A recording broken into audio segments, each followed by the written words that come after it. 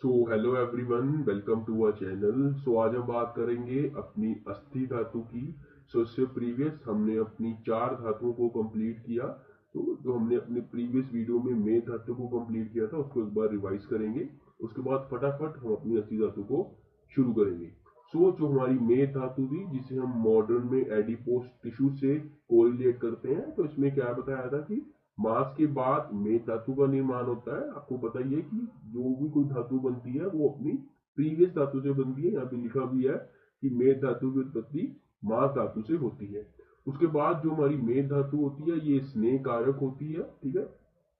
उसके बाद आचार्य सुश्रुत ने क्या बताया था कि मेद धातु को उन्होंने तीसरी मेदोधरा कला बताया था, यानी कि उन्होंने जो कला का अर्थ होता है वो होता है मेम्ब्रेन। उन्होंने तीसरी मेदोधरा कला को हमारी मेद धातु माना था।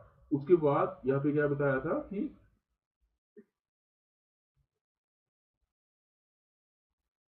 जो हमारा मेद निर्माण अंश है वो 2 पार्ट्स में डिवाइड होता है, प्रसाद भाग और किट भाग। प्रसाद भाग अगेन 2 पार्ट्स में डिवाइड होता है। मेद धातु की जिससे उत्पत्ति होती है वो होता है हमारा स्थूल भाग, और जिससे हमारी उपधातु जो कि हमारी स्नायु होती है वो होता है हमारा सूक्ष्म भाग।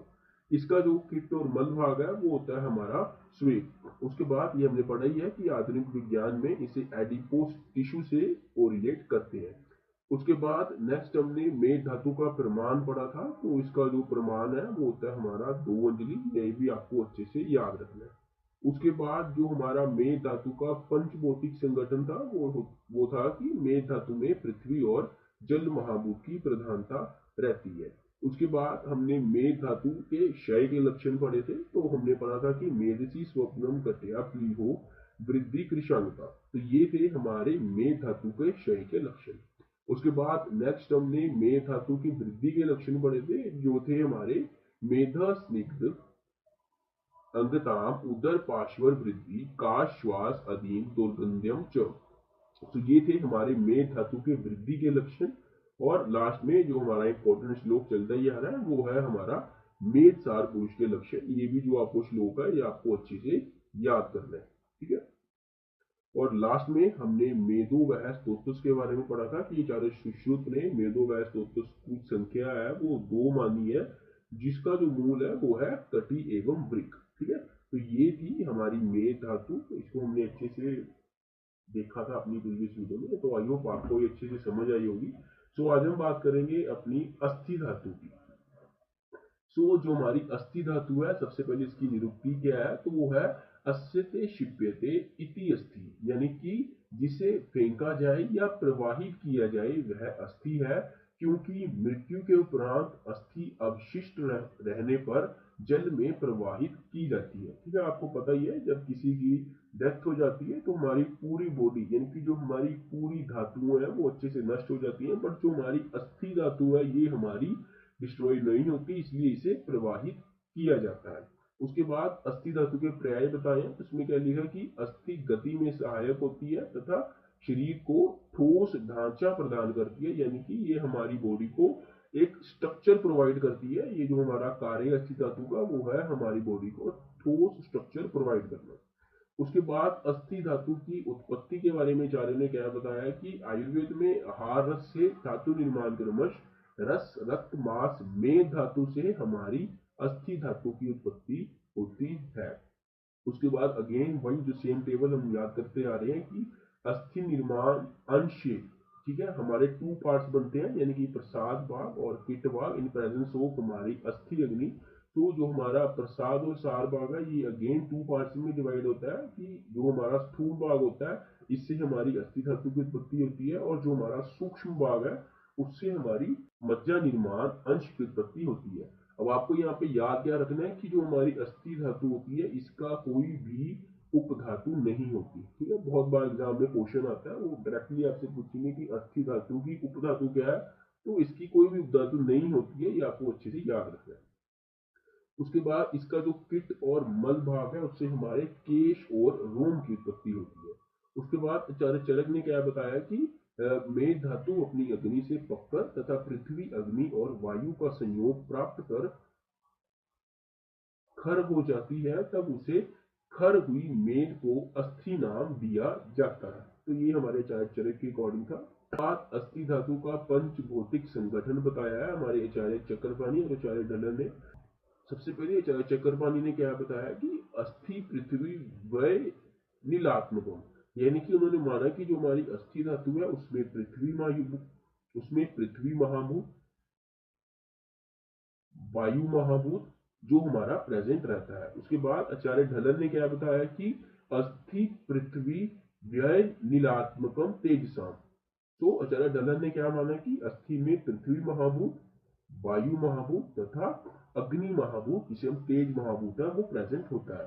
तो हमारे आचार्य चक्रपाणी के अनुसार ये इसमें दो जो डोमिनेंट है वो हमारे महाभूत है, पृथ्वी और वायु, और आचार्य ढल्लन के अकॉर्डिंग इसमें तीन महाभूत डोमिनेंट है, वो है हमारे पृथ्वी, वायु और अग्नि महाभूत। ठीक है। उसके बाद अस्थि अग्नि कर्म के परिणाम क्या बताया कि प्रसादांश सूक्ष्म भाग से हमारी मज्जा के अंश का निर्माण होता है, यानी कि जो हमारी अग्नि धातु है उसका जो निर्माण अंश बनता है। उसके बाद प्रसादांश स्थूल भाग से हमारी अस्थि निर्माण एवं पोषण होता है, और अस्थि धातु के किट भाग से हमारे केश और लोम की उत्पत्ति होती है। उसके बाद नेक्स्ट अस्थि धातु के कर्म बताए हैं। तो यहाँ पे क्या बताया, अस्थिनी देह धारणम मत्य पुष्टिम च। तो इसकी जो रेफरेंस है वो है हमारी सुश्रुत सूत्र स्थान 15 चैप्टर का 7 श्लोक। तो इसमें क्या बताया कि सुश्रुत ने अस्थियों के कर्मों में देह धारण एवं मज्जा धातु की पुष्टि करना बताया है। सिंपल सी बात है। उसके बाद है अस्थि शरीर का सार है। ठीक है, ये हम आगे इसका श्लोक भी पढ़ेंगे, अस्थि सार पुरुष के लक्षण। उसके बाद है अस्थि धातु के क्षय के लक्षण। तो यहाँ पे क्या बताया, अस्थन्य अस्थितोदः सदनम दंत केश नख आदिशु। तो इसकी जो रेफरेंस है वो है हमारी अष्टांग हृदय सूत्र स्थान 11 चैप्टर का 19 श्लोक। तो इसका अर्थ क्या है कि अस्थि में वेदना तथा दंत केश एवं नख का गिरना आदि लक्षण हमें देखने को मिलते हैं जब अस्थि धातु का क्षय होता है। उसके बाद नेक्स्ट अस्थि वृद्धि के लक्षण है। तो यहाँ पे क्या बताया, अस्थय अध्य स्थय आदि दंताष्ट। तो इसकी जो रेफरेंस है वो है हमारी अष्टांग हृदय सूत्र स्थान 11 चैप्टर का 11 श्लोक। इसमें क्या बताया कि अध्य अस्थि में अस्थि अधिक होती है या अस्थि के ऊपर अस्थि उत्पन्न हो जाती है। इसी प्रकार अधिक दंत में अधिक दांत उत्पन्न होते हैं या दांत के ऊपर दांत या लक्षण अतिवृद्धि में देखने को मिलते हैं। ठीक है। तो यहाँ पे क्या बताया कि जब अस्थि की वृद्धि हो जाती है, आपने देखा होगा कि जो हमारे चिल्ड्रन होते हैं उसमें क्या होता है कि जो हमारा दांत होता है उसके पीछे यूजुअली चाइल्डहुड में क्या होता है कि उनके दांत के पीछे दांत आ जाता है। तो ये क्या होते हैं, तो ये हमारे अस्थि वृद्धि के ही लक्षण होते हैं। ये जो दांत के पीछे दांत आता है, ये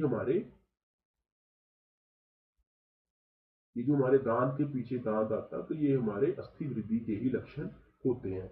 उसके बाद नेक्स्ट अगेन वो श्लोक आ गया जो है हमारा अस्थि सार पुरुष के लक्षण। तो इसको एक बार प्रोनाउंस करते हैं। तो क्या लिखा है, पार्शनी गुल्फ जानवर रत्नी जत्रु चिबुक क्षीर पर्व स्थूला स्थूल अस्थि नख दंताश्च अस्थि सारा ते मोत्साह क्रियावंत क्लेशाः सा स्थिर शरीर भवन्ते आयुष्मन्तश्च।